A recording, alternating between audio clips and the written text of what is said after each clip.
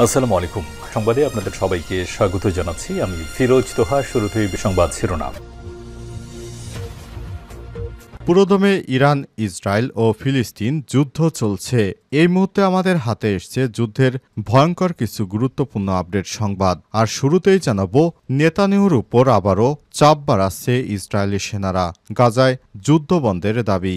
গাজায় যুদ্ধবন্ধের দাবিতে আবারও সরকারের উপর চাপ বাড়াচ্ছে ইসরায়েলি সেনারা। পাশাপাশি সশস্ত্র গোষ্ঠী হামাসের হাতে আটক বন্দীদের ফিরে আনার কথাও জানিয়েছেন তারা। তাদের বক্তব্য, যুদ্ধ থামিয়ে হলেও বন্দীদের ফিরিয়ে আনা হোক। তবে শুধু সেনারাই নয়, বরং সাবেক গোয়েন্দা কর্মকর্তা, শিক্ষাবিদ ও চিকিৎসকরাও এই দাবি জানিয়েছে। এরপর জানাবো, গাজায় যুদ্ধবিরতির প্রস্তাব মিশরের, রাজি নয় হামাস। হামাসকে নতুন করে যুদ্ধবিরতির প্রস্তাব দিয়েছে মিশর। আজ আল জাজিরার এক প্রতিবেদনে এই তথ্য জানিয়েছে। নাম প্রকাশ না করা এক জ্যেষ্ঠ কর্মকর্তা আল জাজিরা আরবকে জানিয়েছে, হামাস মিশরের কাছ থেকে একটি নতুন যুদ্ধবিরতির প্রস্তাব পেয়েছে। তবে মিশরীয় পক্ষ জোর দিয়ে বলেছে যে ফিলিস্তিনি গোষ্ঠী অস্ত্র সমর্পণ না করা পর্যন্ত ইসরায়েলের সঙ্গে কোনো চুক্তি সম্ভব নয়।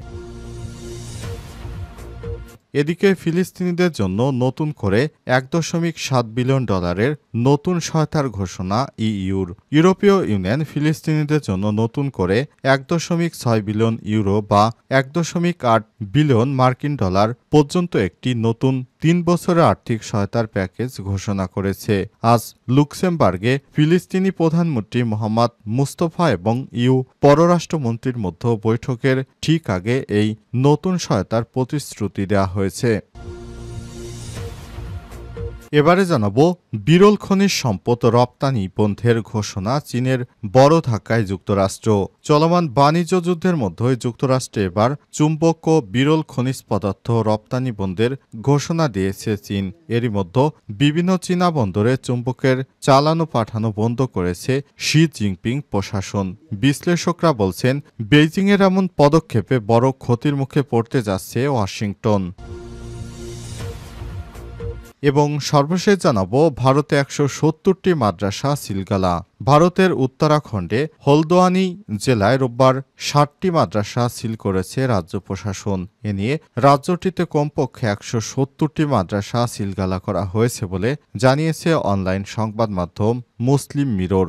রাজ্যের কর্মকর্তাদের দাবি, এসব প্রতিষ্ঠান মাদ্রাসা বোর্ড বা রাজ্য শিক্ষা বিভাগের নিবন্ধন ছাড়াই পরিচালিত হয়, সেগুলো বন্ধ করে দেওয়া হয়েছে। খবর হিন্দুস্তান টাইমসের। প্রিয় দর্শক, এতক্ষণ শুনছিলেন সংবাদ শিরোনাম, এবারে বিস্তারিত। তবে তার আগে বন্ধুরা, অনুরোধ থাকবে সংবাদটিতে একটি লাইক দিন। এই চ্যানেলে আপনি নতুন হয়ে থাকলে আমাদের সংবাদটি দেখতে দেখতে চ্যানেলটি সাবস্ক্রাইব করে রাখুন। কমেন্ট করে আপনার মূল্যবান মতামত জানিয়ে দিন বন্ধুরা, আপনি বিশ্বের কোন দেশ থেকে বা বাংলাদেশের কোন স্থান থেকে আমাদের সংবাদটি দেখছেন এবং শুনছেন। আর বন্ধুরা, গাজা যুদ্ধে আপনি যদি নিরীহ ফিলিস্তিনিদের ভালোবেসে থাকেন, কমেন্টে ইয়েস লিখে বিশ্ববাসীকে জানিয়ে দিন। এই সংবাদটি আপনার সোশ্যাল মিডিয়া ফেসবুকে বন্ধুদের মাঝে শেয়ার করে জানিয়ে দিন আপনি বিশ্বের কোন দেশ থেকে আমাদের সঙ্গে রয়েছেন। এবারে বিস্তারিত।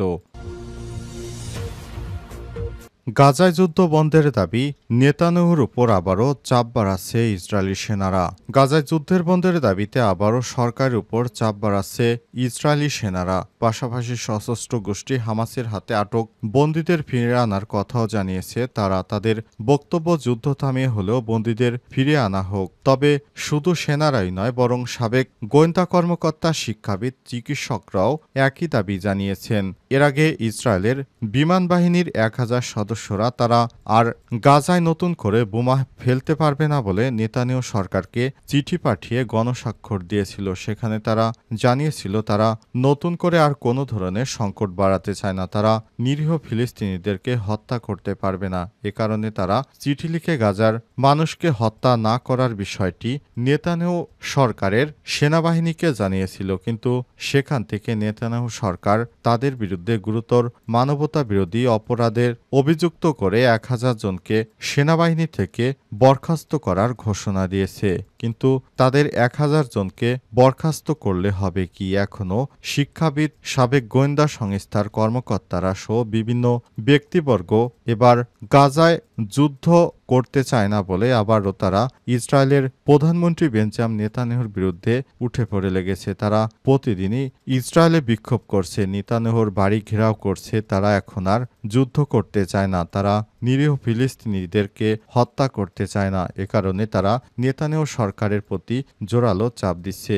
ইসরায়েলি সাবেক সেনা কর্মকর্তা সহ বিভিন্ন দপ্তরের কর্মকর্তারা, শিক্ষাবিদ, চিকিৎসক, লেখক, গবেষক সহ সবাই এখন নেতানিয়াহু সরকারের বিরুদ্ধে বিক্ষোভে নেমেছে। তারা কেউই এখন নিরীহ ফিলিস্তিনিদেরকে হত্যার পক্ষে আর সমর্থন দেবে না নেতানিয়াহু সরকারকে। বিষয়টি বুঝতে পেরেই নেতানিয়াহু সরকার তাদের উপর চাপ প্রয়োগ করেছে যুদ্ধ অব্যাহত রাখার জন্য। কিন্তু নেতানিয়াহু বুঝতে পেরেছে যদি যুদ্ধ বন্ধ হয়ে যায় তাহলে নেতানিয়াহু সরকারের শাসনের অবসান হবে। তাই তার শাসনকে দীর্ঘায়িত করতেই তিনি এই ধরনের পদক্ষেপ নিয়েছেন। তিনি গাজা যুদ্ধ কোনোভাবেই বন্ধ করতে চান না। গাজায় যুদ্ধবিরতির প্রস্তাব মিশরের, রাজি নয় হামাস। হামাসকে নতুন করে যুদ্ধবিরতির প্রস্তাব দিয়েছে মিশর। আল জাজিরার এক প্রতিবেদনে তথ্য জানিয়েছে নাম প্রকাশে অনিচ্ছুক এক জ্যেষ্ঠ কর্মকর্তা। আল জাজিরা আরবকে জানিয়েছে হামাস মিশরের কাছ থেকে একটি নতুন যুদ্ধবিরতির প্রস্তাব পেয়েছে। তবে মিশরীয় পক্ষ জোর দিয়ে বলেছে যে ফিলিস্তিনি গোষ্ঠী অস্ত্র সমর্পণ না করা পর্যন্ত ইসরায়েলের সঙ্গে কোনো চুক্তি সম্ভব নয়। ওই কর্মকর্তা আরও বলেছেন, মিশরের প্রস্তাব আমাদের প্রতিনিধি দল বিস্মিত হয়েছে। আমাদের এই প্রস্তাবে প্রতিরোধ নিরস্ত্রীকরণের বিষয় অন্তর্ভুক্ত।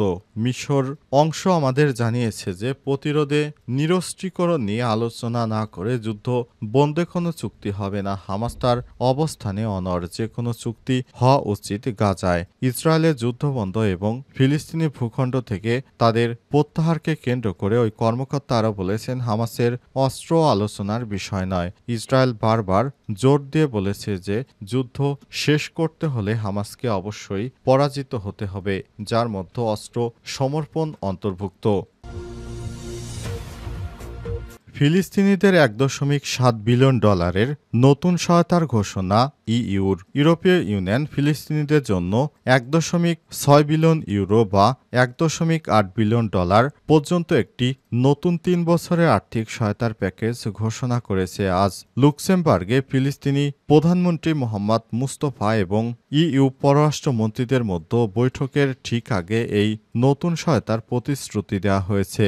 ইইউ পররাষ্ট্রনীতি প্রধান কাজা কালাস এক পোস্টে লিখেছেন, আমরা ফিলিস্তিনি জনগণের প্রতি আমাদের সমর্থন বাড়িয়ে দিচ্ছি। 2027 সাল পর্যন্ত €1.6 বিলিয়ন পশ্চিম তীর এবং গাজাকে স্থিতিশীল করতে সহায়তা করবে।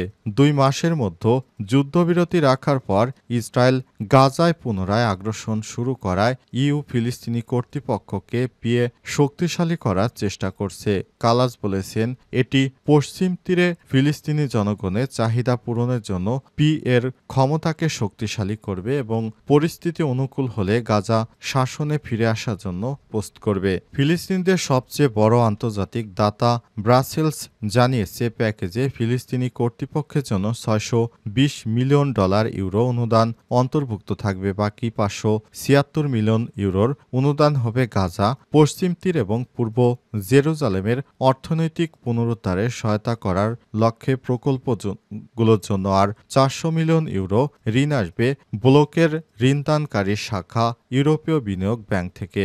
ইউর নতুন প্যাকেজটি 2021 থেকে 2024 সাল পর্যন্ত €1.36 বিলিয়ন মূল্যের পূর্ববর্তী 3 বছরের সহায়তা পরিকল্পনার ধারাবাহিকতায় তৈরি। বিরল খনিজ সম্পদ রপ্তানি বন্ধের ঘোষণা চীনের, বড় ধাক্কায় যুক্তরাষ্ট্র। চলমান বাণিজ্য যুদ্ধের মধ্যেই যুক্তরাষ্ট্রে এবার চুম্বক ও বিরল খনিজ পদার্থ রপ্তানি বন্ধের ঘোষণা দিয়েছে চীন। এরই মধ্যে বিভিন্ন চীনা বন্দরে চুম্বকের চালানো পাঠানো বন্ধ করে দিয়েছেন শি জিনপিং প্রশাসন। বিশ্লেষকরা বলছেন, বেইজিংয়ের এমন পদক্ষেপে বড় ক্ষতির মুখে পড়তে যাচ্ছে ওয়াশিংটন। বার্তা সংস্থা রয়টার্স জানিয়েছে, বিশ্বের সবচেয়ে বেশি বিরল খনিজ ও চুম্বক আমদানি করে মার্কিন যুক্তরাষ্ট্র, যার অধিকাংশই আসে চীন চীন থেকে। পাল্টাপাল্টি শুল্ক আরোপের মতো গত 4 এপ্রিল 6টি বিরল ভারী ক্ষার মৃত্তিকা সহ বিরল চুম্বক রপ্তানিতে কড়াকড়ি আরোপ করেছে চীনের সরকার। ওই বিরল খনিজ কেবল চীনেই পরিশোধন করা হয়, আর বিরল চুম্বকের 90%ই চীনে উৎপাদিত হয়। কিন্তু বাণিজ্য যুদ্ধ তীব্র হয় এবার এসব পণ্য রপ্তানিতে লাগাম টানল বেইজিং। প্রতিবেদকের মধ্যে খনিজ চুম্বকগুলো চালান এখন কেবল বিশেষ রপ্তানি লাইসেন্স থাকলেই অন্য দেশে রপ্তানি করা যাবে, যদিও চীনা কর্তৃপক্ষ এখনও এই লাইসেন্স দেওয়ার প্রক্রিয়া শুরু করেনি। ধারণা করা হচ্ছে চীনের নতুন এই পদক্ষেপ বড় ক্ষতির মুখে পড়তে যাচ্ছে মার্কিন যুক্তরাষ্ট্র, কারণ চীনের বিরল খনিজগুলো বৈদ্যুতিক গাড়ি, অ্যারোস্পেস, সেমিকন্ডাক্টর ও সামরিক সরঞ্জাম তৈরিতে ব্যবহৃত হয়, আর বিরল চুম্বক, ড্রোন, রোবট ও ক্ষেপণাস্ত্র তৈরিতে অপরিহার্য। এই উপাদানগুলো না পেলে যুক্তরাষ্ট্র অনেকটা ক্ষতির মুখে পড়বে।